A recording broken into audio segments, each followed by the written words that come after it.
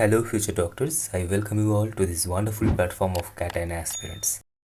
So hello everyone, তোমরা সবাই জানো সুপ্রিম কোর্টের পক্ষ থেকে একটা 7 মেম্বার্স প্যানেল তৈরি করে দেওয়া ছিল, যেখানে 7জন মেম্বার ছিলেন এবং প্যানেলটা লিড করছিল হচ্ছে former ISRO chief doctor K Radhakrishnan. And পুরো প্যানেলের যেটা রেসপন্সিবিলিটি ছিল সেটা হচ্ছে যে এনটিএ যেভাবে এক্সাম কন্ডাক্ট করায় সেই পুরো ফাংশনটাকে প্রপারলি রিভিউ করা এবং এনটিএকে কিছু পসিবল রিফর্মস সাজেস্ট করা, যে রিফর্মসগুলো NTA NEET UG examination conduct করার সময় যদি অ্যাপ্লাই করে তাহলে এক্সামটার স্যান্টিটি বজায় থাকবে, যেরকম ম্যাল প্র্যাকটিসেসের খবর সামনে আসছিল সেই রকম কোনো ম্যাল প্র্যাকটিস ইন ফিউচার হবে না এবং পুরো এক্সামটা ট্রান্সপারেন্ট হবে। ঠিক আছে, তো that was the main purpose of the panel.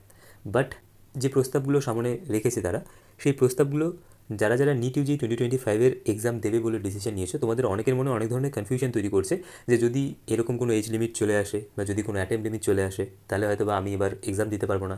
আগে 5টা অ্যাটেম্প লিমিট ছিল, এটা আমার 5 নম্বর অ্যাটেম্প বা 6 নম্বর অ্যাটেম্প, ঠিক আছে। বা একটা যদি আগের এজ লিমিট থাকে তাহলে 25 বছর বয়স আমার পার হয়ে গেছে, তাহলে কি আমি নিট এক্সাম দিতে পারবো কিনা, বা এরকম অনেক ধরনের চিন্তাভাবনা তোমাদের মাথায় আসছে। কেউ কেউ বলছে যে যেইতে যেরকম অ্যাটেম্প লিমিট ছিল, যেই তো যাই হোক এখন 3টে অ্যাটেম্প লিমিট করে দিয়েছে, তো সেরকম 2টো অ্যাটেম্প লিমিট থাকবে কিনা, তো তোমরা আলটিমেটলি নিট ইউজি 2025-এর এক্সাম দিতে পারবে কিনা। ঠিক আছে, তো এরকম লটস অফ কনফিউশন তোমাদের মনে তৈরি হয়েছে and that is somehow affecting your preparation of NEET UG 2025 examination. Okay, তো আজকের এই ভিডিওতে আমি তোমাদের সাথে সেই সমস্ত রিফর্মসের কথা বলবো যে রিফর্মসগুলো প্যানেল এনটিএকে প্রপোজ করেছে, যে এই রিফর্মসগুলো আপনারা করতে পারেন আপনাদের পুরো এক্সামিনেশন প্রসেসে।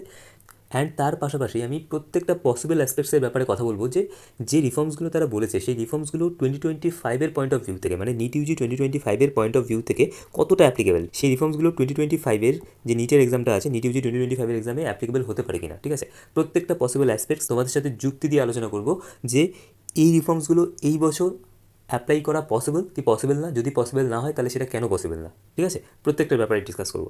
তার আগে আমি তোমাদেরকে একটা জিনিস বলে দিই, প্যানেল প্রপোজ করেছে রিফর্মগুলো, মানে প্যানেল এই রিফর্মসগুলোর ব্যাপারে প্রস্তাব করেছে এনটিএকে যে আপনারা এই রিফর্মসগুলো আনতে পারেন। এবারে এনটিএ সেগুলোকে অ্যাপ্লাই করবে কি না that will be decided by the NTA itself.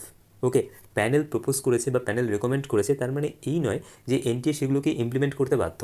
ঠিক আছে, এনটিএ তাদের পয়েন্ট অফ ভিউ থেকে প্রত্যেকটাকে আলোচনা করবে, প্রত্যেকটাকে দেখবে, দেখার পর তারা কোর্টকে জানাবে যে কোন কোন রিফর্মস তারা তাদের পুরো এক্সামিনেশন প্রসেসে আনবে।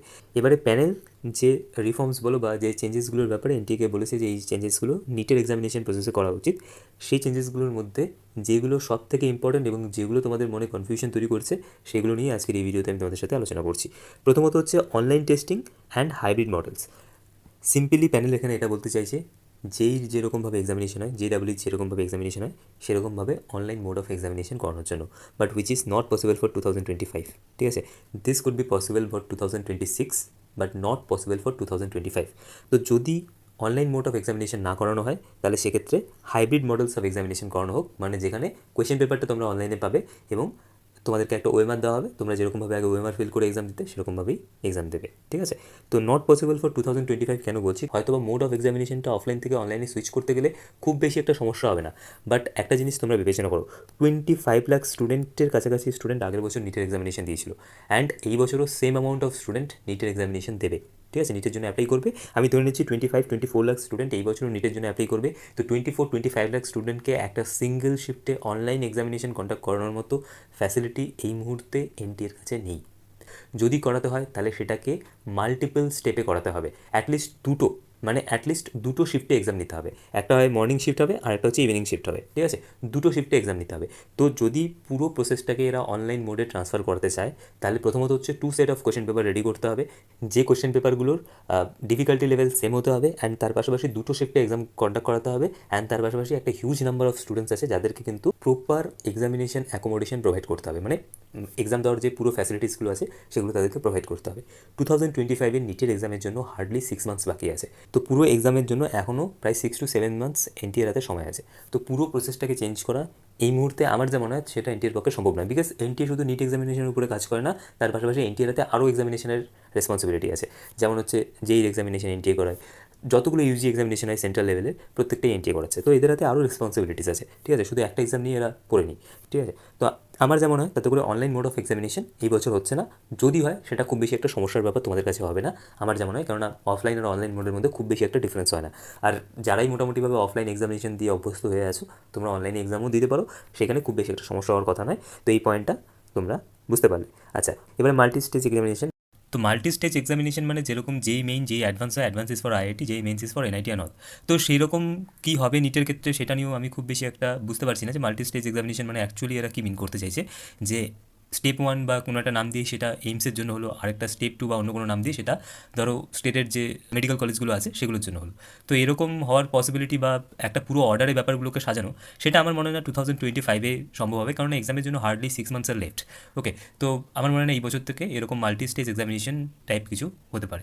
এরপরে আরেকটা যেটা চেঞ্জেস হতে পারে, এই চেঞ্জেসটা এনটিএ করতে পারে, সেটা হচ্ছে যে প্যানেল যে ব্যাপারটা এনটিএকে বলেছে সেটা হচ্ছে যে পার্মানেন্ট স্টাফ, বেশি পার্মানেন্ট স্টাফকে পুরো এক্সামিনেশন প্রসেসে নিযুক্ত করতে, রাদার দেন কিনা যে ওই কন্ট্যাক্ট বেসিসে লোকজনকে নিযুক্ত করতে, যাতে করে এনটিএর কাছে প্রপার ডেটা থাকে যে কারা সেই সিস্টেমের আন্ডারে কাজ করছে এবং তাদের জন্য প্রপার মনিটরিং করতে পারে এনটি। ঠিক আছে, তো সেই জন্যই বলেছে আমার মনে হয় এই জায়গাটা এনটি কিছু চেঞ্জেস করতে পারে, যে কন্ট্যাক্ট বেসিসে লোক বেশি না নিয়ে পার্মানেন্ট স্টাফ বেশি তারা রিক্রুট করবে, যাতে করে হচ্ছে কি প্রপার ডেটা তাদের কাছে থাকে কারা কারা তাদের আন্ডারে কাজ করছে।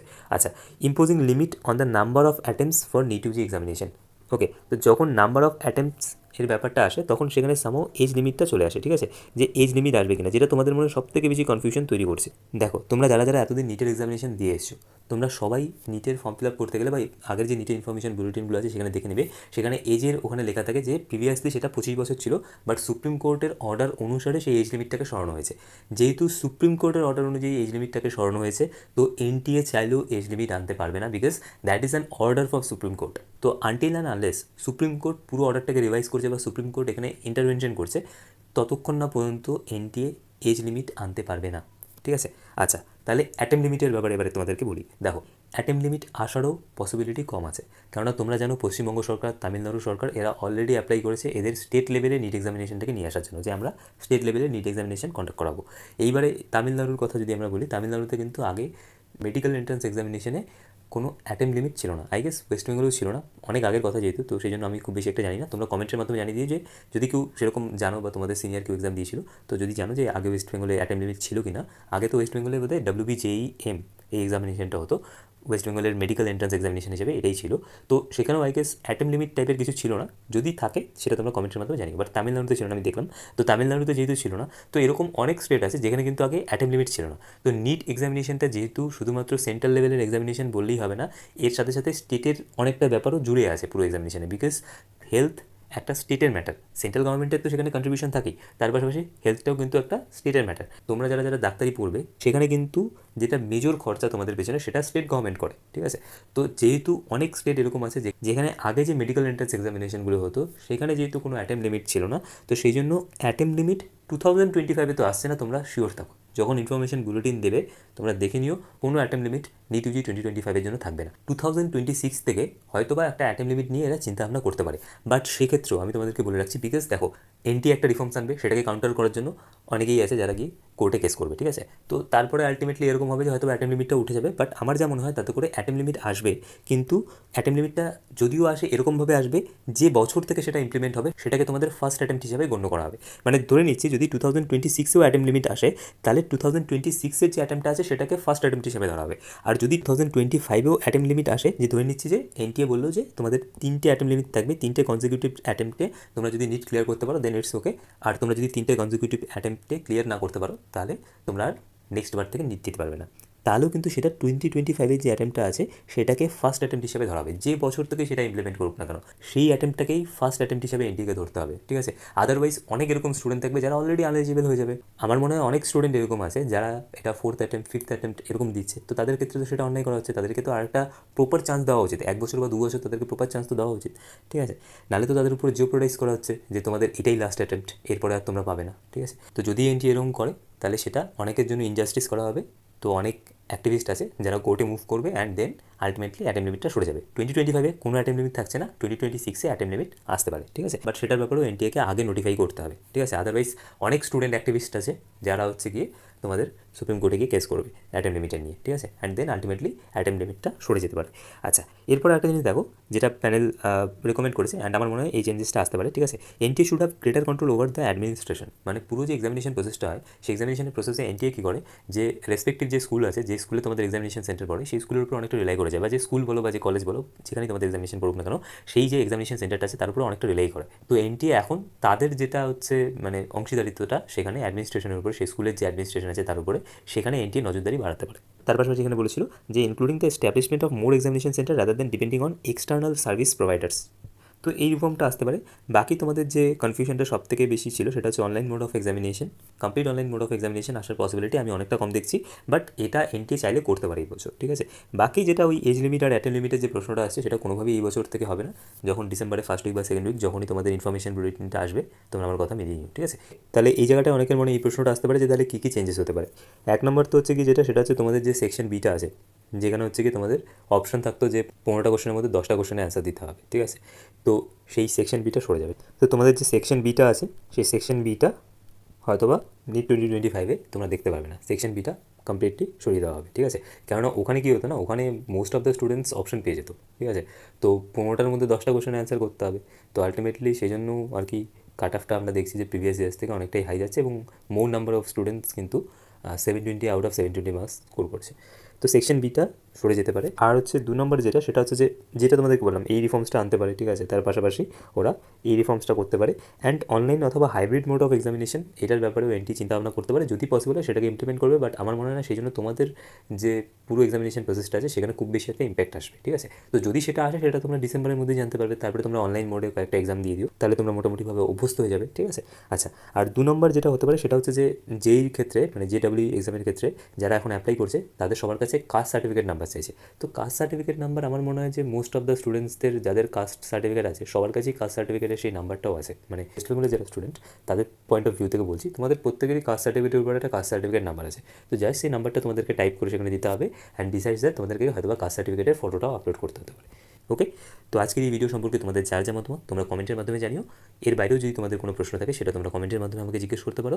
আর যদি তোমাদের পুরো ডিসকাশনটা ভালো লাগে প্লিজ ভিডিওটাকে লাইক করো, চ্যানেলটিকে সাবস্ক্রাইব করো, এবং এই ভিডিওটি তোমাদের বন্ধুদের সাথে অবশ্যই শেয়ার করো।